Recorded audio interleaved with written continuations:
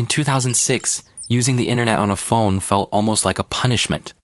You could technically do it. You could open a browser, wait for a page to load, squint at a tiny screen, press a plastic button 5 times just to move through a menu, and then give up before anything useful happened when you tried to use it. Checking email on a phone felt like office work trapped inside a calculator. Taking photos felt separate from sharing them. Listening to music meant carrying an iPod. Getting directions meant printing a map, buying a GPS device, or hoping someone in the passenger seat knew where to go. The phone was important, but it was not the center of life yet. It was still mostly a tool that people only used when necessary. Then Apple put a sheet of glass in people's hands, and over time, that tool became something much bigger than anyone had expected before. It became a camera, a wallet, a map, a music player, a notebook, a game console, a shopping mall, a bank branch, a TV screen, a social identity machine, and for many people, the first thing they touched in the morning and the last thing they looked at before sleeping. That is the real story of the iPhone that we all know today. It did not simply make the phone better than all previous options. It changed what people expected a phone to be able to do for them. And once that expectation changed, the old phone industry had no way back. When Steve Jobs introduced the iPhone in 2007, the most obvious thing about it was what it did not have. No physical keyboard, no stylus, no tiny plastic keys, no crowded front face covered in buttons to a lot of people at the time. That looked like a weakness. BlackBerry users loved their keyboards. Business people trusted them. Nokia was everywhere. Motorola had made phones fashionable. The safest bet was to make existing phones thinner, faster, cheaper, or more professional. Apple did something more dangerous. It removed the fixed identity of the phone. A traditional phone told you what it was by looking at it. The keyboard was always there. The menu buttons were always there. The layout was permanent. The device had one personality. The iPhone was different. When you needed to type, the screen became a keyboard. When you opened a photo, it became an album for all your saved images. When you opened a map, it became a navigation device to guide you anywhere. When you opened Safari, it became a window into the entire World Wide Web. The same surface could become whatever the software needed it to become. That was the breakthrough. Not just touch, not just a bigger screen. Software-defined behavior was the core innovation that set it apart. Apple did not merely replace buttons with glass on the front of the device. It replaced a fixed machine with a flexible canvas for any possible use. And that changed the relationship between humans and their mobile phones. Before the iPhone, you had to learn the device and all its unique functions. You had to understand its menus, its shortcuts, its little tricks and limitations. After the iPhone, the device started learning the shape of human behavior. You tapped, you swiped, you pinched, you scrolled, you moved things with your finger, as if they were physical objects that you could touch and manipulate directly. The machine became less visible as it blended into your daily routines. And when technology becomes less visible, people use it more often every day. That is one of the most important lessons in the entire iPhone story. A product does not become powerful only because it has advanced technology. It becomes powerful when the technology disappears into ordinary behavior. Apple understood this better than almost anyone else in consumer electronics. The first iPhone was not perfect. It was expensive. It did not support every network speed people wanted. It lacked features that some competing phones already had. But it had something more important than a checklist. It had a new logic. The old phone industry was competing feature against feature. Better camera, better keyboard, better battery, better email, better carrier deal. Apple was competing on experience. It was asking a different question. What if the phone became the remote control? For your digital life? That question explains almost everything that happened next.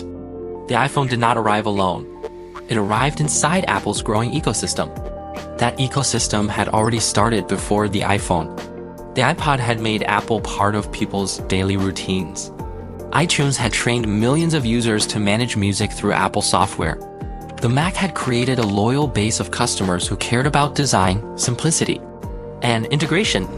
The iPhone extended that logic to daily use cases. Your music could come with you. Your photos could come with you. Your contacts, your calendar, your email, your browser, your messages. All of it started moving into one single portable device. And this is where Apple's strategy gets more interesting for analysts. The lock-in did not feel like a cage. It felt like convenience. That is much more powerful than forced lock-in ever could be. People did not wake up one morning and say, I want to be trapped inside an ecosystem. They said, I want my photos to sync across all of my Apple devices. I want my contacts to appear on my new device automatically. I want my messages to continue on my laptop when I am working. I want my music, apps, payments, and memories to stay connected. Each feature felt small when you used it on its own. Together, they formed gravity that kept users tied to Apple's ecosystem. That gravity became one of Apple's greatest business advantages over time. The more your life moved into the iPhone, the harder it became to leave. Not because leaving was impossible, but because staying was easier. And in consumer technology, easier usually wins over fancy new features. But the iPhone's biggest transformation did not happen in 2007. It happened in 2008, when Apple opened the official App Store. That was the moment the iPhone stopped being just a product and became an economic engine. Before the App Store, software distribution was messy and unreliable. You found programs on websites. You installed them from physical disks. You downloaded files from places you may or may not trust at all. On phones, software was limited, awkward, and often controlled by carriers. The App Store changed that entire dynamic for users and developers alike. Suddenly, software became something you could discover, buy, download, and use in seconds. Developers could reach a global audience without dealing with carriers. Users could customize their phones without understanding anything technical. A teenager could download a game. A runner could track a workout. A traveler could translate a phrase. A small business owner could accept payments. A bank could move into your pocket to handle all your daily transactions. This was not just a minor feature upgrade for the iPhone line. It was a completely new distribution machine for all types of software. And the most brilliant part was that it felt simple for everyone to use. Apple did not create a fully open world. It created a controlled marketplace that felt open enough for users, profitable enough for developers, and safe enough for mainstream adoption. That balance was incredibly difficult to achieve. Too much control, and developers would feel restricted. Too little control, and users might lose trust. Apple's genius was not in choosing one side. It was in designing a system where control and possibility could coexist. That system changed industries far beyond phones. Gaming changed, photography changed, banking changed, dating changed, shopping changed, news changed, transportation changed. Social media exploded because the smartphone gave people a camera, a screen, a location signal, and an internet connection everywhere they went. The iPhone did not just create demand for better phones. It created pressure on the entire world to become mobile. Networks had to get faster. Websites had to become responsive. Companies had to build apps. Advertisers had to follow attention into the pocket. Media had to adjust to shorter, faster, more visual consumption. Even restaurants, taxis, gyms, hotels, schools, and hospitals eventually had to think in terms of mobile behavior. That is the difference between a successful product and a category-defining product. A successful product wins inside a market.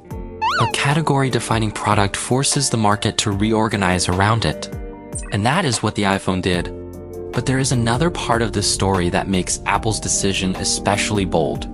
The iPhone was not only a threat to Apple's competitors, it was a threat to Apple's own success. At the time, the iPod was one of the company's most important products. It was culturally iconic. It was profitable. It had made Apple cool again. In most companies, a product like that would be protected like a crown jewel. Apple turned it into raw material for the next platform. That is rare. Most companies say they want innovation until innovation threatens the thing that is currently making money. Then they slow down. They compromise. They protect the old business. They release half measures. Apple did the opposite. Steve Jobs understood that if Apple did not build the device, that made the iPod less necessary. Someone else eventually would. So Apple chose to cannibalize itself before the market did it for them. That decision is one of the clearest examples of strategic courage in modern business. The safe move was to defend the iPod. The future-facing move was to absorb it into something bigger. The iPhone became that something bigger. Over the next decade, the device kept changing. The screen improved. The camera improved. The chips became faster. The design became thinner, then bigger, then more powerful. But the most important evolution was not just technical. It was behavioral.